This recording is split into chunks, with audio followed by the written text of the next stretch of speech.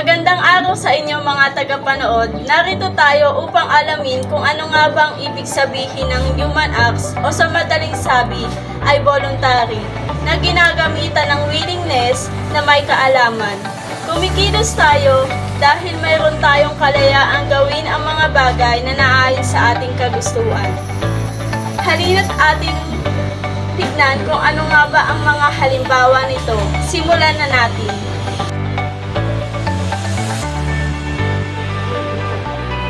Ate, pabili nga ako, ice cream, chocolate flavor. 20 po. Makikita natin na mayroon siyang kalayaang pumili ng ice cream. At masasabi natin mayroon siyang willingness at knowledge dahil sa pagpili ng gusto niyang flavor ng ice cream.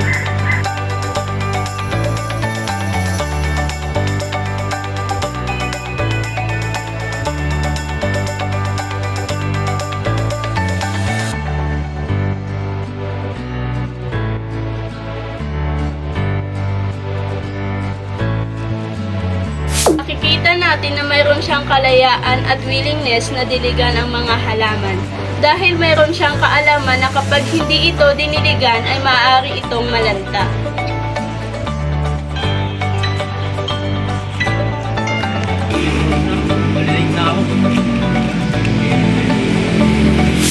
Sa sitwasyong ito naman ay alam niya nang siya ay mahuhuli sa kanilang laro. Kaya naman ay mayroon siyang willingness at kakayahang tumakbo upang makahabol pa sa kanilang larong badminton.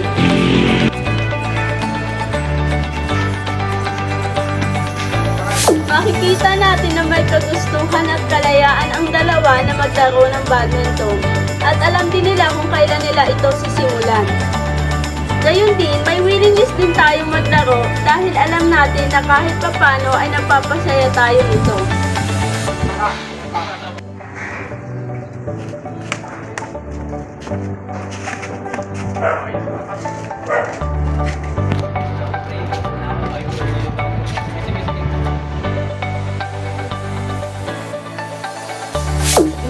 May willingness tayong uminom ng tubig sapagkat tayo ay nauuhaw. At kapag tayo ay hindi nakainom, alam nating hindi mag-function ng maayos ang ating katawan. Lalo pat mainit ngayon ang panahon. Kaya stay hydrated everyone. Ngayon naman ay ating alamin kung ano nga ba ang acts of man. Ang acts of man ay ang mga bagay na ginagawa ng isang tao na wala sa kanyang kamalayan o di kaya wala siyang kaalaman na ito ay ginagawa ng kanyang katawan. Kusa na lamang itong nangyayari nang hindi natin ito namamalayan. At dito natin mai-apply ang salitang ignorance. Ngayon ay ating alamin kung ano nga ba ang mga halimbawa dito.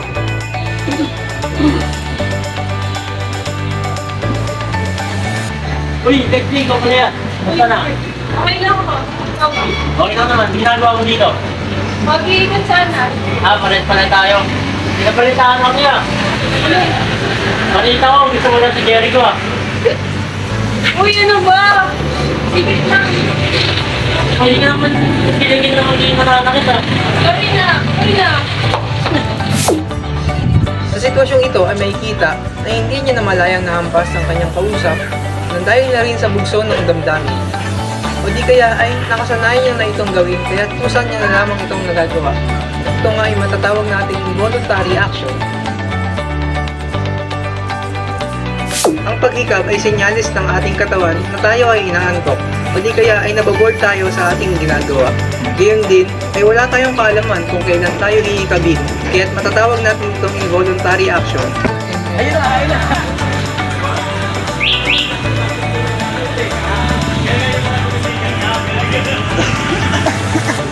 Makikita natin na bigla na lamang siyang inubo dahil sa nalangkap niyang usok. Gayon din ay makikita natin na wala siyang kaalaman kung kailan siya uubuhin, na nagpapakita na ito ay tinatawag na involuntary actions.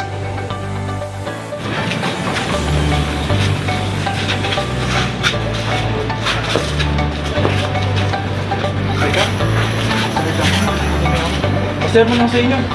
Paano yan? Wala akong isiyat dito. Wala akong babae na ako. Alam naman natin na hindi natin kayang pigilan ng inumi o mainit dahil para nito ng ating katawan upang maglabas ng waste materials at upang mag-refresh. Gayon din ay wala tayong kaalaman kung kailan ito lalabas sa ating katawan, kaya matatawag natin itong involuntary actions.